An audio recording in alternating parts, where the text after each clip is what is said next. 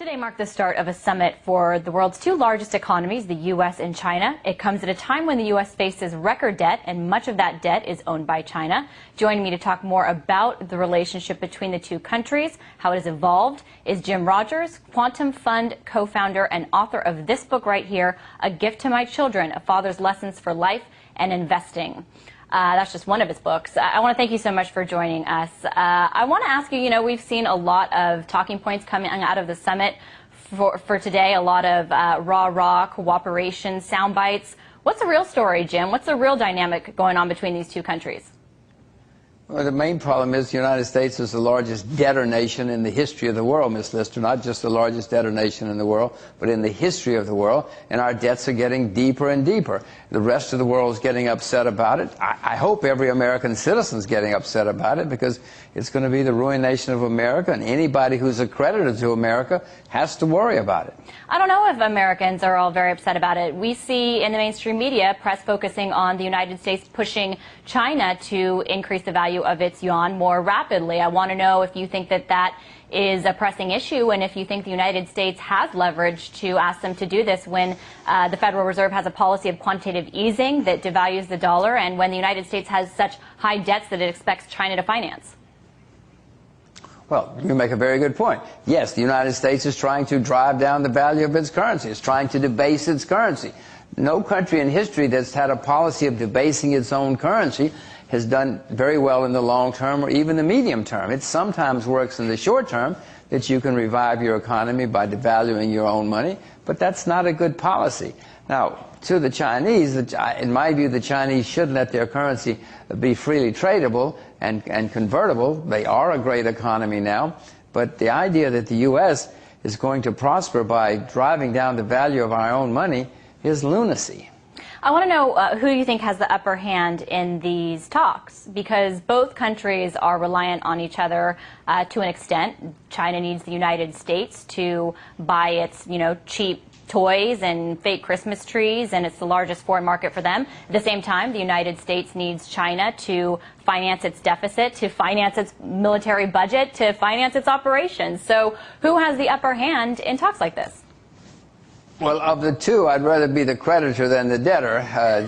Throughout history, people have always said, look over there with all that money. I want to go over there where the assets are. You've never heard people say, look at all those debtors. I want to go over there and join those debtors. I'd rather be the creditor than the debtor in any case, and certainly in this one. At the same token, what is the dynamic? Because the United States has the exorbitant privilege, as some have called it, of printing the reserve currency. No, I know, and that's got to come to an end. Unfortunately, and this is not Chinese policy, Chinese-American, but, America's going to have to face the problem that we are the largest debtor nation in the world, and it's getting higher and higher, and the rest of the world is starting to say, wait a minute, guys, we're not going to continue to finance this. We're not going to continue to play ball.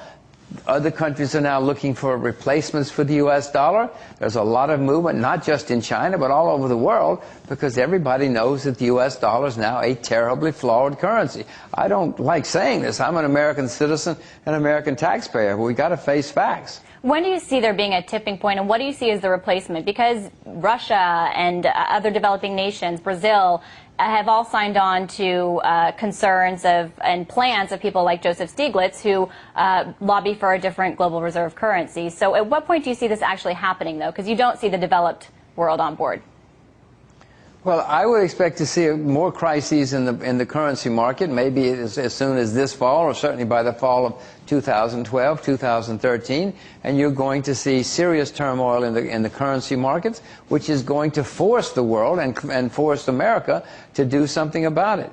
It's not going to be a lot of fun. It's going to be terrible for all of us when you have this turmoil, but that's the way it's going to wind up, because nobody's taking any serious action except talking about it. Okay, here's my question for you, because you spend most of your time in Singapore and you're in New York right now. You're obviously in the United States. When you come here and you talk to people and you read the American mainstream press, do you feel like people are kind of asleep on this issue? I mean, you even were challenging me, saying I was kind of asleep on this issue and that I didn't challenge my last guest properly. So I want to know what you think. People are missing. I'm actually startled. I am stunned by how little there seems to be in the American press about it. I mean, the American press seems to be more worried about which TV star is divorcing which TV star more than anything else, when the rest of the world is sitting here very seriously concerned about the U.S. being overextended, both politically and geopolitically and militarily and economically.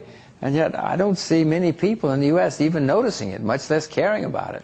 And yet countries like China are still used to justify an existential threat to the United States, and for leaders to be able to push continued military spending, the United States military being the most well-financed in the world. I want to know what toll you think this is eventually going to take on the lives of average Americans who might be saying, hey, it hasn't affected me so far. Ms. Lister, we've got wars going on in 3 different countries right now. We'd like to have wars in 4 or 5 more if we could figure out a way to do it. We've got troops stationed in 120 countries around the world that aren't doing anything except making enemies for us and costing us a staggering amount of money. This is all going to come to an end, and unfortunately, no country that's gotten itself into this kind of situation gets out of the problem without a crisis or a semi-crisis. We're more and more rapidly approaching a crisis that's going to be bad for all of us. 2008 was bad. We'll wait till the next time around. It's going to be even worse. Is China going to come out on top? I know in the last financial crisis, many said that they fared much better because they had a lot more control over their economy. Would they fare as well now? Some people are concerned over inflation. Well, China does have inflation. There's no question. We have inflation in America, too. They at least acknowledge it. We lie about it. We say there is no inflation. Well, I'm sure you shop, or maybe you don't shop. Maybe your butler does your shopping. But the rest of us who shop, chance. we know that prices are going higher. China's got that problem, and they're trying to do something about it. We're not. We're throwing fuel on the fire. But when the crisis comes, you said, again, China was a creditor in 2008. We were a debtor. The next time around, China's going to be an even bigger creditor, and we're going to be an even bigger debtor. I mean, you know how the world works. Debtors don't have much latitude when problems arise. Creditors usually do. And one just quick question. We saw the People's Bank of China put the yuan at a record high peg today. I'm curious if that was, one analysis that came out was this was more of a goodwill effort ahead of this summit. Is that what you think?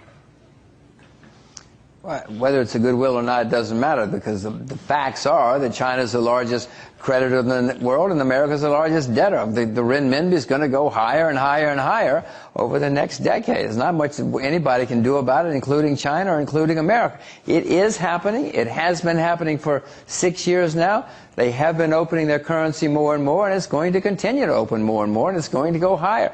Don't sell your renminbi, Miss Lister. Well, I know you're long on it, aren't you? So are you still betting on China? I certainly do. I certainly do own the renminbi, and whenever I can, I buy more. It's not that easy. You can't just pick up the phone and buy a lot of renminbi, but there are legal ways to do it, and wherever I get the chance, I buy more renminbi. All right. Well, there's our investing advice for the day. I want to thank you so much for being with us. That was Jim Rogers, co-founder of Quantum Fund and author of Gift to My Children, among other books. Thank you so much.